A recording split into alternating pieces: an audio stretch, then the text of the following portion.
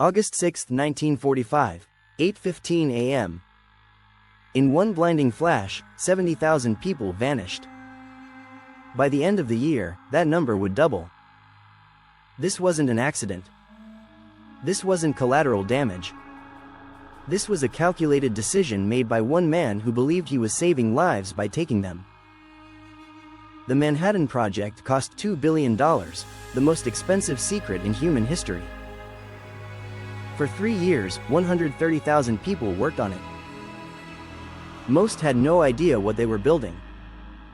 When the first test bomb detonated in the New Mexico desert on July 16, 1945, J. Robert Oppenheimer, the project's scientific director, quoted Hindu scripture, "Now I am become death, the destroyer of worlds." But the war in Europe was over. Germany had surrendered in May. Japan stood alone, battered but defiant.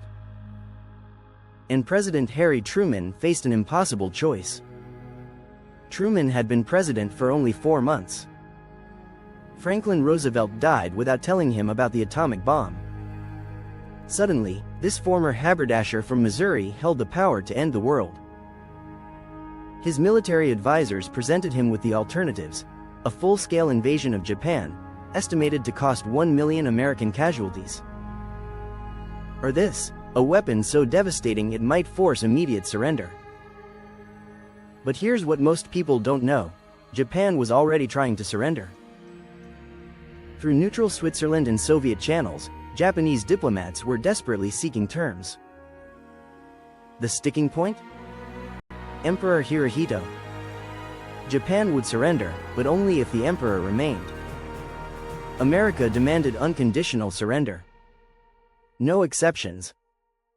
No negotiations. Truman had another concern eating at him.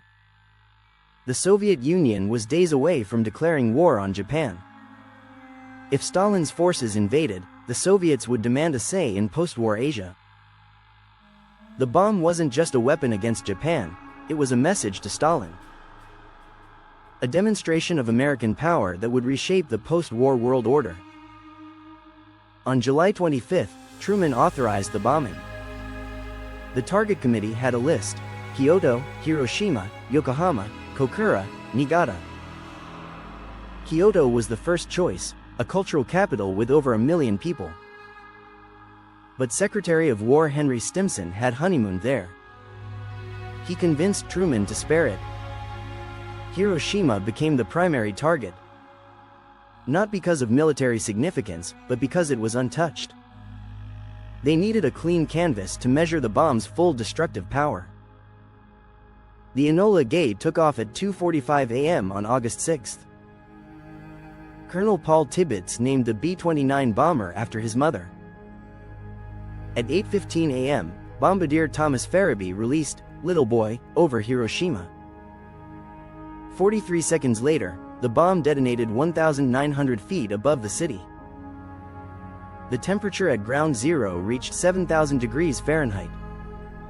People were vaporized instantly, leaving only shadows burned into stone. 3 days later, America dropped a second bomb on Nagasaki. On August 15, Emperor Hirohito announced Japan's surrender. And here's the twist: Japan's surrender terms allowed the emperor to remain, the exact condition they'd sought before the bombs fell.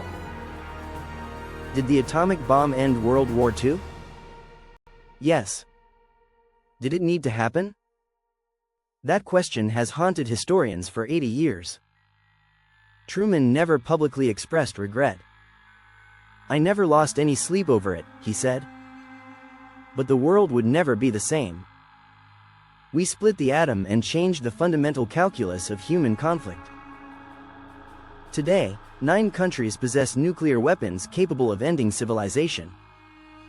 It all started with one decision, made in one moment, that killed hundreds of thousands to save millions. Or so we tell ourselves.